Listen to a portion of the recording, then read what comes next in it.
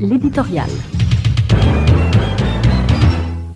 Totale surprise que la décision par le président de la République, Jovenel Moïse, de former une commission d'enquête sur le carburant devant plancher sur, nous citons, les pertes enregistrées par l'État haïtien dans l'achat des produits pétroliers pour alimenter le marché local durant les 10 dernières années, soit donc de 2010 à date, et donc comprenant toute la période de gouvernement du pays par le parti au pouvoir PHTK, parti haïtien tête calée qui a commencé en 2011.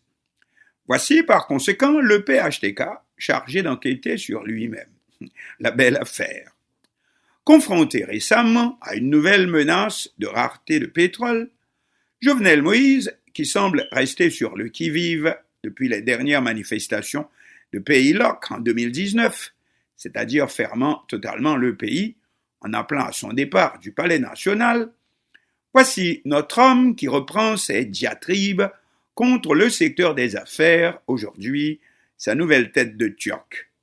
Hier, c'était les distributeurs privés d'énergie électrique dont il a mis fin abruptement à leur contrat avec l'État haïtien.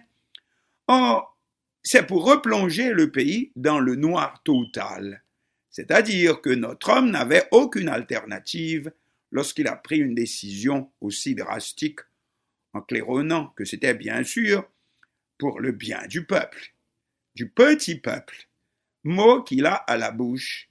Reste là, ces petits peuples-là. L'ennui est que, sans forcément mettre en doute sa bonne volonté, mais apparemment, il s'y prend si mal qu'il reste encore beaucoup moins qu'avant pour le peuple.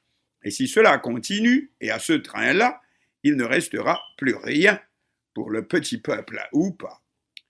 Par conséquent, personne n'est tellement étonné quand notre homme, puisqu'il a tous les pouvoirs, les élections législatives et communales ayant été renvoyées au calendrier grec, ou non grec, donc c'est le régime des pleins pouvoirs et du gouvernement par décret présidentiel, donc un décret de plus ou de moins bof.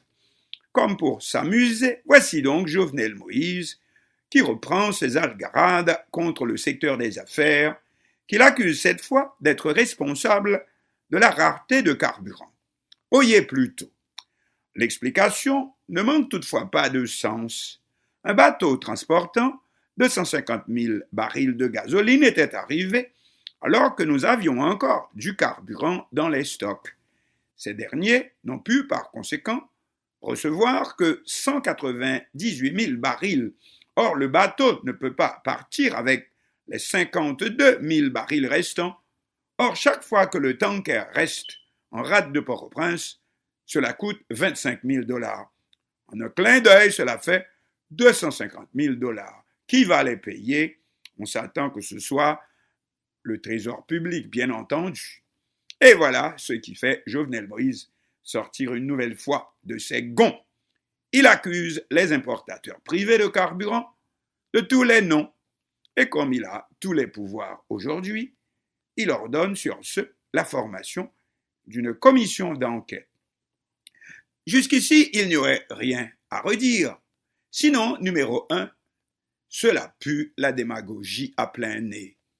Numéro 2, c'est une commission présidentielle puisque formée uniquement par des institutions désignées par le président lui-même et comme celui-ci détient actuellement un pouvoir quasi dictatorial. Numéro 3, peut-être vous souvenez-vous que c'est le même président qui, il y a quelques 3 mois, lors de la dernière grande rareté de carburant, avait pris la décision de confier justement au secteur privé la tâche des importations, l'État devant seulement jouer un rôle de garantie. Mais ce n'est pas encore fini. Le meilleur est que c'est l'actuel régime au pouvoir PHTK, celui-là même qu'incarne aujourd'hui Jovenel Moïse, qui a foutu la merdouille dans le domaine du carburant. Pensez que jusqu'à l'arrivée du PHTK, avec l'élection de Michel Martelly en 2011, nous étions alimentés en carburant directement du Venezuela et dans les meilleures conditions possibles et imaginables, qui dit mieux en effet. Non seulement il n'y avait jamais de rupture de stock, aussi bien pour la circulation des véhicules que pour les centrales électriques thermiques du pays, mais inouï dans l'histoire économique d'Haïti, nous effectuions nos paiements à l'heure au Venezuela. Le gouvernement de feu le président René Préval trouva même le moyen de laisser à son départ du pouvoir, dit-on, plus de 3 milliards de dollars américains dans les fonds pétro-caribés, hélas aujourd'hui de regrettée mémoire. Alors, qui le président Jovenel Moïse a-t-il décidé d'investiguer? Le régime qu'il représente et ses alliés du secteur des affaires? Jovenel Moïse veut couper la branche sur laquelle il est assis. La belle affaire.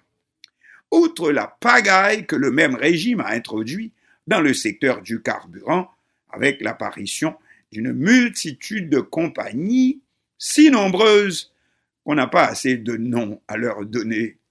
Alors, de qui se moque-t-on? Or, puisque la quantité importée n'a pas varié, puisque ce sont toujours, disons, les 250 000 gallons que l'on doit se partager, puisque les chiffres d'affaires, donc, n'ont pas augmenté, du moins nominalement, alors, quel intérêt pour créer toutes ces nouvelles stations? Sinon, passons. Jovenel Moïse sait mieux que nous tous la réponse, comme ancien homme d'affaires, avant même d'avoir composé cette commission d'enquête sur les importations de carburant pendant ces 10 dernières années. Évidemment, il y aura toujours des sibrécas, en français, sous-fifres, pour faire semblant d'effectuer la tâche. Que voulez-vous? Faut vivre. Les temps sont difficiles, plus que jamais. Mais quant au peuple, tirez cela, c'est pour peuple-là, la belle affaire. C'est le même peuple, n'oublions pas, qui a créé ce proverbe. Attention, pour pas attendre, j'y souffine tout n'est pour attendre. Par conséquent, ce n'est pas seulement avec du vent, avec de belles paroles qu'on empêchera le prochain pays loc. Et l'avertissement vaut aussi pour les conseillers internationaux du président qui peuvent ne pas connaître assez bien toute l'histoire de notre pays.